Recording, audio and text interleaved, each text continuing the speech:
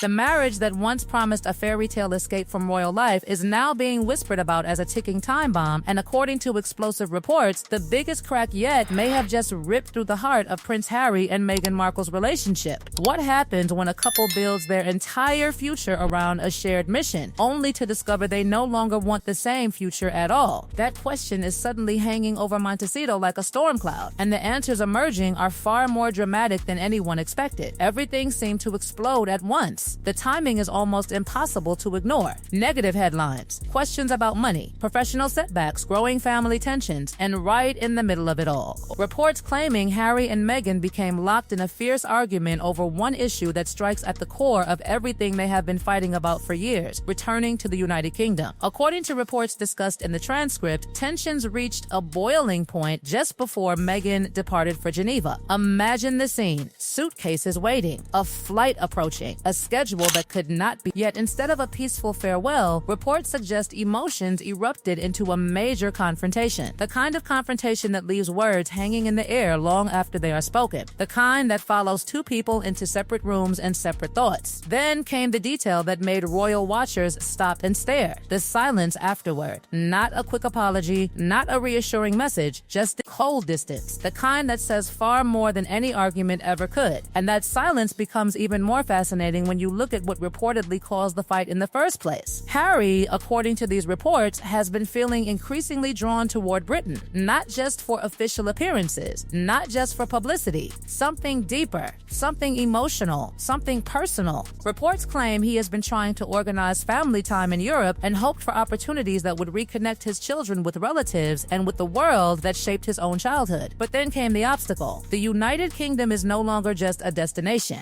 It is a battlefield of memories, controversies, headlines, and unresolved wounds. Reports suggest Meghan remains deeply reluctant about returning, and when discussions reportedly turned toward spending time connected to royal events and family gatherings, the disagreement became impossible to contain. What began as a conversation reportedly transformed into a showdown. Suddenly, two people who once seemed united against the world appear to be standing on opposite sides of the same argument. That is where this story becomes much bigger than one disagreement. Because for years, Harry and Meghan appeared to move in perfect alignment. Every interview, every project, every public statement, every major decision. Whether people supported them or criticized them, there was always one thing that seemed obvious: they were moving in the same direction. But what happens when one person begins looking backward while the other keeps looking forward? What happens when nostalgia collides with determination? What happens when one partner starts wondering whether the price of leaving was higher than expected? The report suggests this may be exactly what is happening now. And then there is the financial pressure, because relationship experts have long said that money problems rarely stay in the financial category. They spread, they infect every other disagreement, every frustration, every insecurity, every old wound. Reports discussed in the transcript claim concerns are growing about business ventures, revenue streams, and the long-term sustainability of the lifestyle the couple has built. Whether those concerns are justified or exaggerated, the perception alone creates pressure, enormous pressure, the kind that magnifies every disagreement until it feels impossible to ignore. What makes this situation even more dramatic is that it is unfolding against the backdrop of Harry's increasingly visible desire to reconnect with parts of his past. Reports suggest he has been thinking about family, legacy, and the future his children will inherit. And if those thoughts are growing stronger while Meghan remains determined to protect the life they created in California, then the collision course becomes obvious. One person is being pulled by the future, the other is being pulled by the past. And relationships rarely remain calm when both forces are growing stronger at the same time. The real mystery is not whether an argument happened. Couples argue. The real mystery is what this argument reveals about everything happening beneath the surface. Because if these reports are even partially accurate, then this is not just a dispute about a summer trip. It is not just about Britain. It is not just about appearances. It is about identity, family, regret, loyalty, and the uncomfortable possibility that two people who once shared one destination may now be traveling toward very different futures. As if the reported tensions inside the marriage were not dramatic enough, the story takes an even darker turn when you start looking at what may be driving Harry's determination to reconnect with the United. According to the narrative described in the transcript, this is no longer simply about geography. It is about time. Time that cannot be recovered. Time that keeps moving forward whether anyone is ready or not. Reports suggest Harry has become increasingly aware of what what his children may be missing by growing up thousands of miles away from the country, traditions, and family history that shaped him.